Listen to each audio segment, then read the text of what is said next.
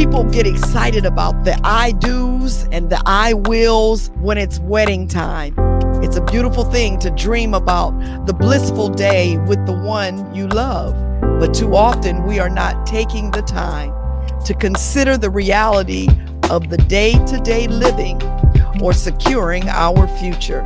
It is absolutely necessary to consider life after the honeymoon. I am Dr. Sabrina Ellis, and welcome to Wife Life, Securing Your Future.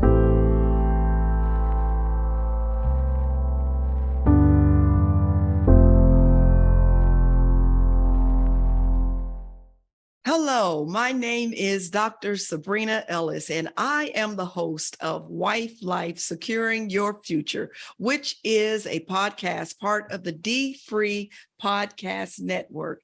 And I am excited to join you today.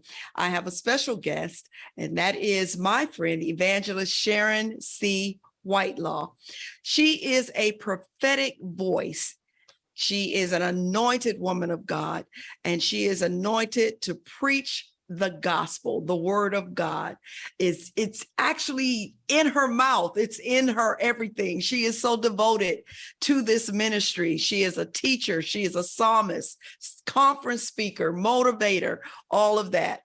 But you know what? She's also my friend, and I'm glad to have her here today to further discussion about securing your future. There's one thing in particular that stands out as it relates to our relationship, and that is that her husband passed on the same day that my husband passed. I know we were having a conversation earlier about how we talk about birthdays that people share that they have in common, and we have in common that our husbands have the same death date. And it is ironic in that a few years prior to our husband's passing, we were at a conference and I was sharing some of my thoughts and concerns about women who end up in a place that is not good, a place of poverty or destitution as a result of not having known how things were placed or whether or not things were in order as it related to being a beneficiary or whatever to what their husband had or what they might be leaving behind. It was in that same conference that Evangelist Whitelaw shared with me that she had some work to do, that she had not considered any of those things. And I've asked her to join me today and to share as much as she feels comfortable sharing as it relates to that situation and what actually took place after she left the conference. So I'm going to ask initially, if you would, Evangelist, to just share a little bit about what the experience was like once the light came on for you and what you thought you needed to do when you returned home. Thank you so much, my friend and my sister, Dr. Sabrina, for allowing me this opportunity to share. I believe it is a hard thing to deal with, but it is a reality in the lives of us as women. When I came to that conference, it was very strategic as I ministered to hear a God timing concerning what you began to talk about, what was on your heart concerning the women that were married to pastors, ministry, and as well as just wives as a totality. And in that moment of your discussion, I realized at that moment, I did not have security as a wife. I did not know the business of what my husband had. I did not know insurance policies, anything that was strategically in place, married to him. And I have been married to him several years. So that moment for me gave me a mind-blowing moment of opening my thought process. Sharon, you need to know rather than being ignorant. If anything happens, you are going to be lost in the process. And so that moment gave me an opportunity to come back home and have that talk and discuss with my husband as to where things were at that time. A husband that I was his second marriage because his first wife passed in the marriage. Over 30 years of being married, his first wife had passed. And so I was his second wife with a blended family. So I didn't know all of the details, and it was not a conversation that we had prior to getting married. So with your conversation and what was on your heart concerning the wife and the security of the wife, it allowed me to go home and do some homework and to talk to my husband about that. So I thank you for that moment. Wow. It's a God moment. Right. But on the other side of it, it was Yes. a blessed moment for security for my life. Well, I appreciate you sharing this, because this is a live, true, real example of what we were discussing. I want to ask this question because I think in some cases, as we talk about having these hard conversations, I think that there are those who may feel like it might be a conversation that's too hard to have, or they're not sure about the approach that they should take or how their spouse might receive it. Would you share with us how your husband received you as you initiated this conversation?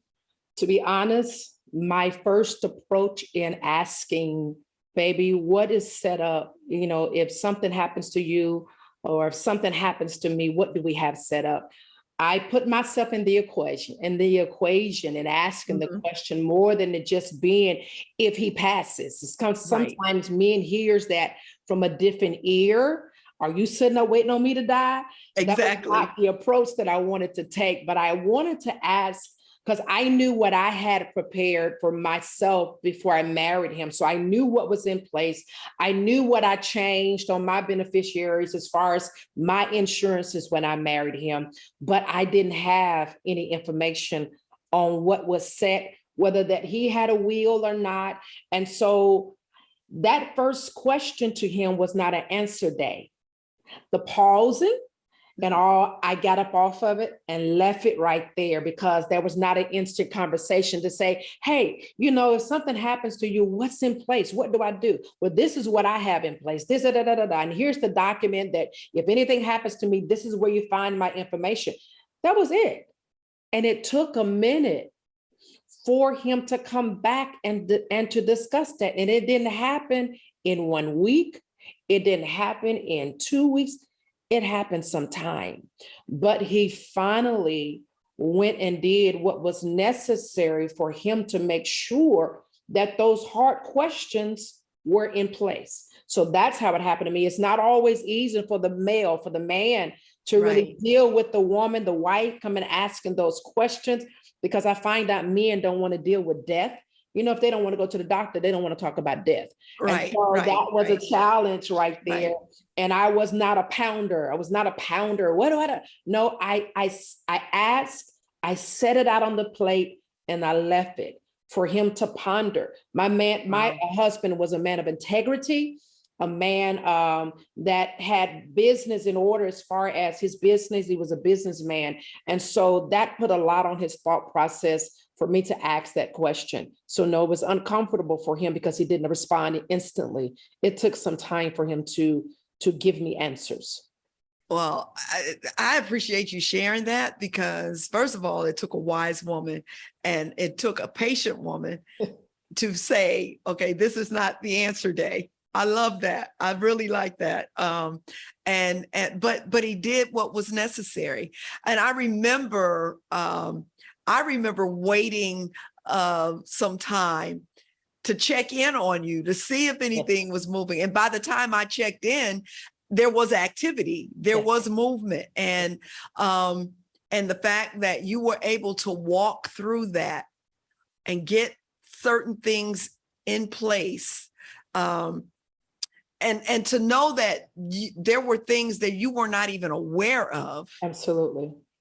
That you didn't know any of the business. You didn't know exactly what he had. No. You're just living life. You know, you had a safe place to live and you were comfortable. Absolutely.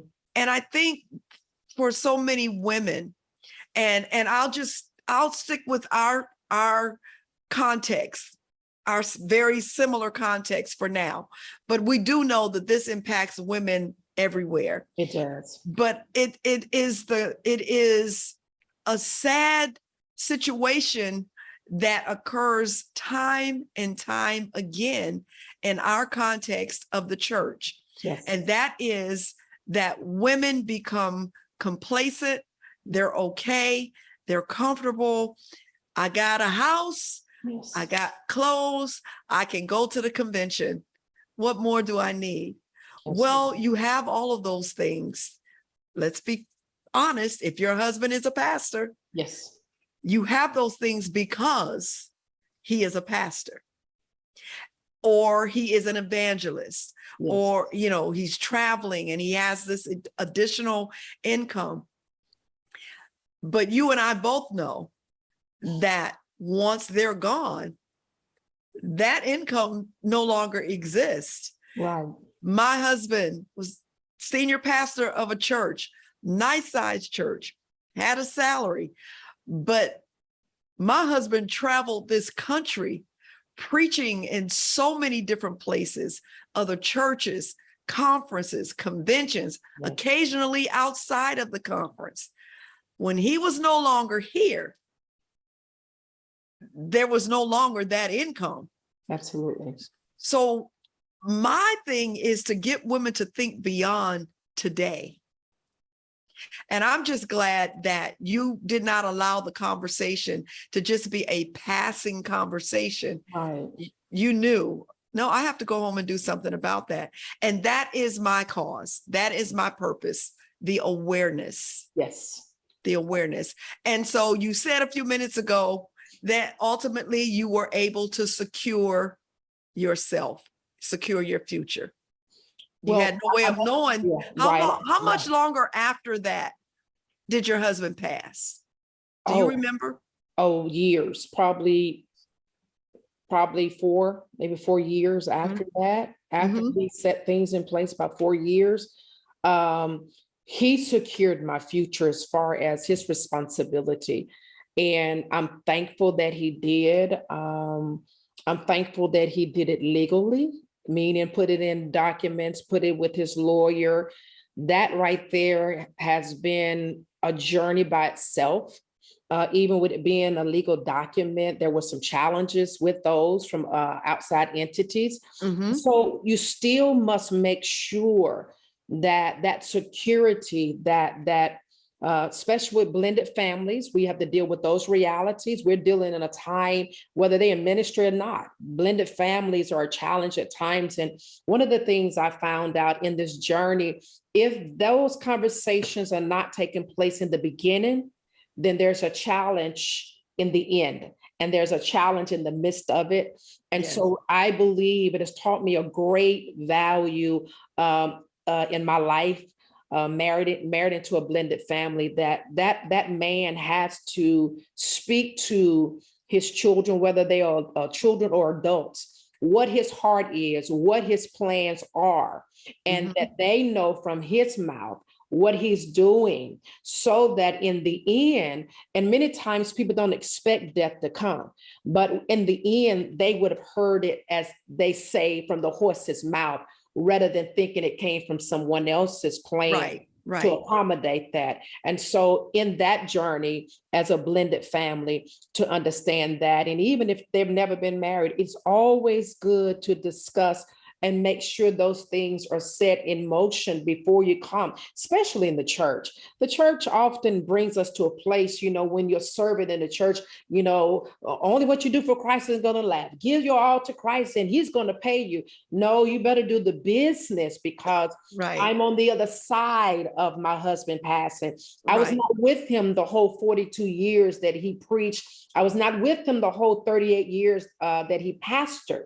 Only 9 years of marriage, but legally I was married to him and do whatever he wanted me to have. And then the laws of the land have changed in many places, that how long you've been married to an individual spouse gives you legal rights in a certain percentage automatically being married. So just even if they don't have a will, you need to know what your rights are married to that Absolutely. spouse in that Absolutely. state, because every state, even after he passed, and my own insurance policy with my name on it that I made him beneficiary in Tennessee, the spouse has to sign as the beneficiary. If that spouse does, if you don't want that person, that spouse to be the beneficiary, that spouse has to sign off of it, not being the beneficiary of your insurance. But because my Wow. husband was deceased, I had to send in his death certificate in order to change the beneficiary on my own personal, On your own my policy. own personal Wow. policy.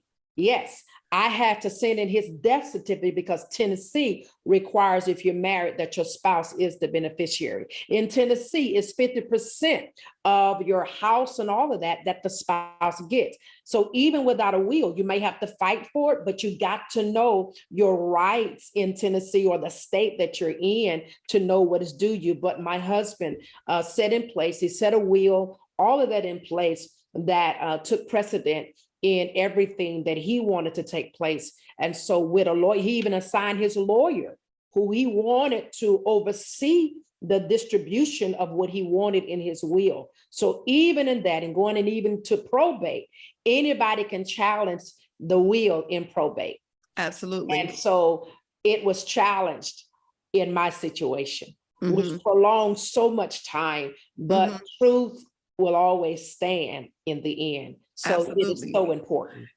You have covered so much in these few minutes because, and it's important to know what it is that your state does or your state requires. And it does vary from state to state. Yes. And the interesting thing in my case, we did not have to have a reading of the will because my husband had my name on everything.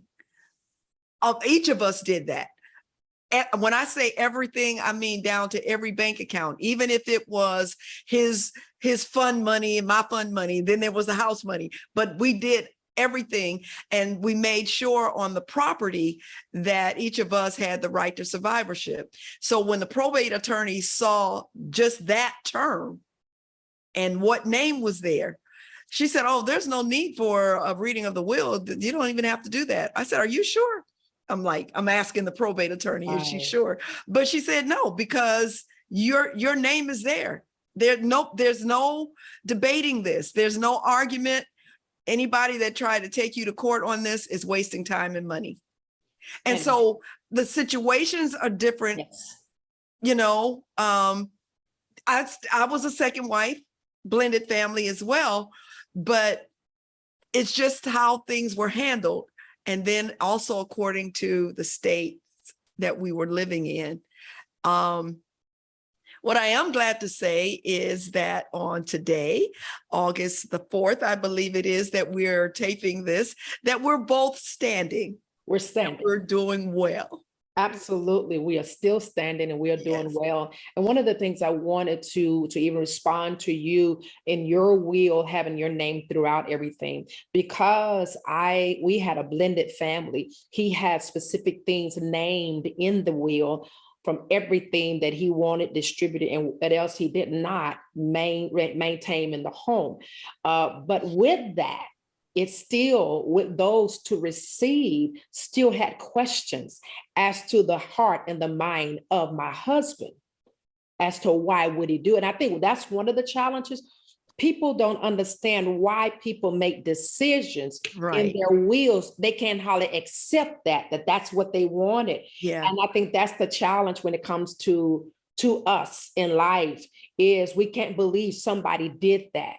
Why didn't they do that? Right. So that's where the challenge came in, the belief that he would actually take that stand and make those decisions when he did it with his lawyer, and his lawyer documented it, and his lawyer had them. So that was the positive side of what he put in order, which allowed me, even through the challenges, it still allowed me to come out with what he wanted and desired for me to have. So there was no one could even if they attempted to accuse you of twisting his hand or Absolutely. changing his mind, or there was Yep. this legal representation Yes. that said, no, that's not what happened. Yes, attorney. Absolutely. So our purpose here is to share with those of you who are listening how critical it really is for you to make sure that your future is secure. You might have to have that hard conversation. And I suggest that you be as wise as my friend Yes. has been presented. Put yourself in the equation, because the truth of it is one of us is going to die. One of the parties is going to die. We know that statistically, men are going faster and leaving here sooner than women, but that's not always the case. Well, it is not always the case. So there are some men who probably need to secure their futures as well. But my goal is to address women, to address wives, and do it while everybody is up on their feet and in their right minds. They are coherent and they can do what's necessary to ensure that everything is set in place so that you are secure in your future. Thank you so much. Thank you so much, Evangelist Whitelaw, for doing this, for being with me. And I'm hoping and praying that, especially within our context, that this particular interview will make a difference in the lives of some first lady, some wife of an evangelist, wife of a preacher, pastor, bishop. We need you all to be able to keep looking good. Absolutely. Should your husband leave here, you don't have to look like you are in poverty. You don't have to live in poverty. Even though we know that that has been the case for so many, we're trying to get to you so that you don't have to be one of those. You don't have to be named among them. Thank you for listening today. Again, I am Dr. Sabrina Ellis, and I am the host of Wife Life, Securing Your Future, which is a podcast that is part of the D-Free Podcast Network. Thank you for joining us. We look forward to seeing you the next time.